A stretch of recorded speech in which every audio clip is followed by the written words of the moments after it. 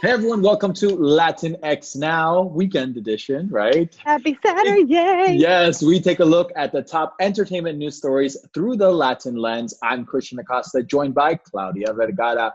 Now, That's of course, me. we got a lot. We got some really cool stuff here for you today. Yes, we do. And you did an interview that I saw it and it was amazing. So tell us a little bit more because I know it was from the cast of The Baker and the Beauty.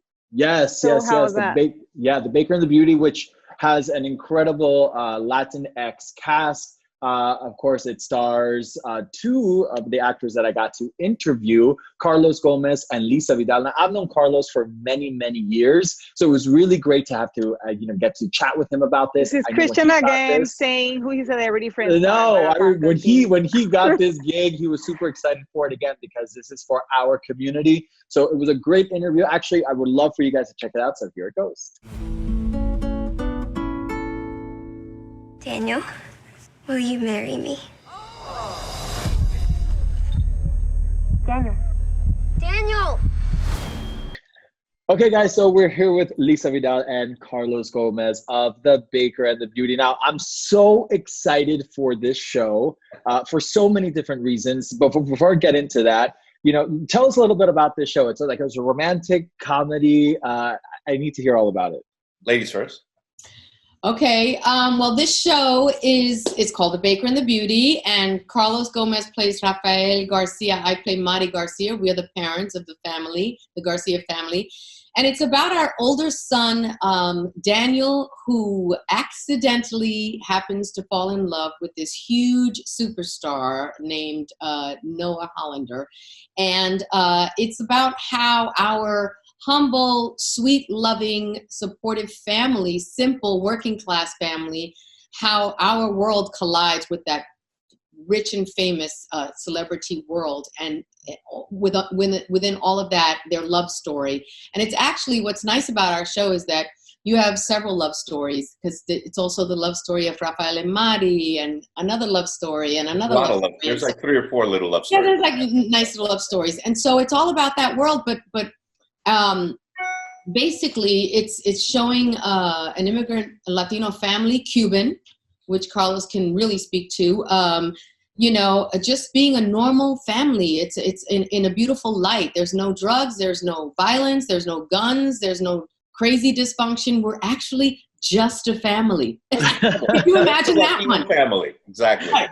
I absolutely love that. But okay, any Latino family, even if it's just a Latino family, has got some crazy in it, right? So Crazy is the main thing in our family. We listen. We love. There's romance. There's a lot of cooking. There's a lot of dancing. I mean, I think the beauty of this family is that we're pretty crazy. But at the end of the day, we're a family and we love each other, and that's the most important thing. I think it's values, morals. That's one thing I think is going to be interesting in our show, is that you're going to see this family with those qualities. Yeah. Now, Lisa, I know that you have a son in college. So, what if he's like, hey, Mom, I'm dating this superstar, right? Like, what advice would you give your son? Oh, my God. Luckily for me, I get to play Mari Garcia, who I get to bring a lot of Lisa Vidal into that role. That's a good thing. Yeah, I do. Being a mom of 3 very similar ages of the kids and on the show, Mari is a ball of positivity. She is excited about this love story. She is very excited because she was a showgirl in her day, so the lights and the cameras kind of fascinate her. But she still leads with her heart, and she's very, very conscientious of her husband's opinions of it. He's very protective over the family. And so for my own son, what I would say is absolutely what I think I would tell Daniel, because I'm actually living this life in a way, not exactly, but, be careful. Where is her heart? Who is she inside first before all of this outside comes into play? And that is basically how I've raised my kids, how I lead in my life. And I think Mari and Rafael and the family, Garcia family as a whole, lead with the heart. And yeah, to add, we're kind of like, we're crazy, but it's crazy love. The difference, not crazy dysfunction, crazy love. I absolutely love that. Yes, exactly. Crazy Latin love, and I think that's like really, really key. And like you had mentioned, Lisa, I think this show is really important because it's taking a Latino family and just putting it in the spotlight, and even just down to the names of the families of this is just really, really important for all of this. How big do you think this show is as far as our Latin representation? How important is this message for you guys to get across? My God, I think it's huge because, first of all, 90% of the cast is Latino. Yep. 90%. We shot in Puerto Rico where the crew was all Latin. So right. The fact that we were engulfed in Latinism from the storyline to the acting to our crew every day, that comes across on screen. Right. I think it's a beautiful thing to see a Latin family on a network show that don't do drugs, that there's no killings, there's no shooting, that as kids, and you can sit with their whole family and watch this and have fun and laugh and be proud of being Latino and seeing yourself represented in a good light. I think is really important. And we need the Latino audience to and the American audience to support us. Absolutely. Of course, and that's exactly what we're going to be doing for sure. Now, I hear that you guys, it wasn't just about acting, baking. You guys actually learned how to bake. Is this right? Yes, it is. It's funny because Victor Rasuk, who plays Daniel, and David Del Rio plays my other son, when they told us, like, listen, we're going to have, you're going to play bakers, so you're going to have to learn how to, no, this was serious. We went to 6 hours a day of baking school where we learned how to bake Cuban bread. We learned how to bake pastelito de guayaba. This is intense stuff. When you think you go to pastelito de guayaba, you're like, oh, it takes like a day to make a batch of pastelito de guayaba. So we were intense, in the trenches about learning how to cook. So we all have a little bit of cook in us. And you can see it in the show. You can see that it's us doing the baking. So it's pretty funny. And what's your favorite thing to bake now, Carlos? Eggs. Still, it's eggs. No. Eggs? That's his favorite thing to eat my food. But I'm really not a baker. The baker is that person right there. Lisa Vidal is the cook, the baker, the mom. She is definitely on point with that. He likes to eat my food. Exactly. They all like to eat my food. What do you bake, Lisa? What do you bake? You know what? I'm actually more of a cook. I cook a lot of yummy Puerto Rican food. I cook a lot of food in general, but my daughter and I, it's cute. We've been kind of experimenting during this time, being together and quarantine.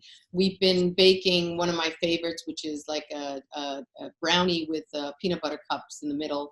And we've been doing a lot of pear crumbles and banana ice cream so that, the fruits don't go bad. So, but I tell you, the pastries were delicious that they baked. And Carlos and I, we always would tease each other because we all ate a little too much, and we were just kind of racing to the craft service table or for catering because what did you have? You didn't have regular American catering. Right. You had Puerto Rican food. It was delicious. It was ridiculous. It wasn't crackers. It was plátano maduro. That sounds delicious. And that sounds so amazing. And we'd be like, oh my God, we got to eat again. Right.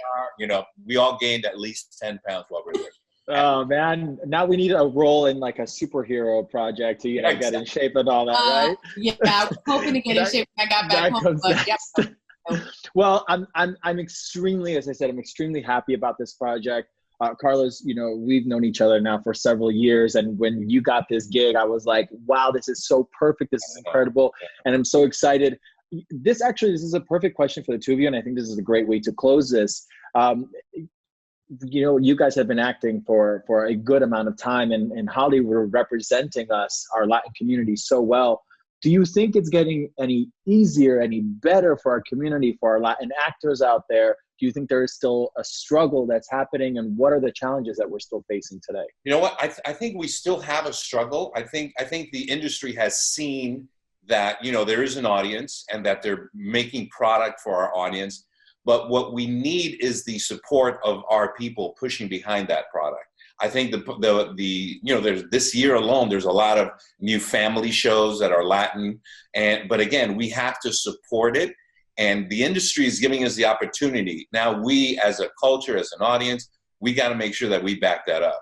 So Absolutely. I love that. If Latinos are not watching themselves, that's not a good sign. You know, Right. we have to support each other no matter which culture you are within the Latino race. There has to be a unity, which, by the way, I do think with the newer generation especially, I feel like that there's an awareness of that. Mm-hmm. And I feel like, you know, for sure, Carlos and I and our cast are very tied into that. You know, I'm tied into a Latinx female group of actresses that we really push to support each other's projects. You can see that on my Instagram and on their Twitters and so on and so forth. I think it's so important that old mentality change first within our own people and our own cultures before anyone else is going to believe it or respond to it. And if we're not demanding that and we're not supporting that as a whole and a unity, nothing's going to change. It's all going to be the same this and a lot of talk and a lot of complaining without actually doing. And that needs to be kind of spread. That awareness needs to grow, you know, I love that. in the community. Yeah, I absolutely love that. I think it's a really important message for all of us to hear. Okay, guys, so obviously we're talking about bakery and goods, baking goods. So welcome to the Latinx Now Bakery. I'm going to give you two options and you guys choose which one you want, just based on what you like more. That's it, plain and simple. There's no wrong answer here. I set you guys up so perfectly, right? Because I like you two. Here we go. So, café con leche o cortadito? Café con leche. Here we go. Colada o café cubano?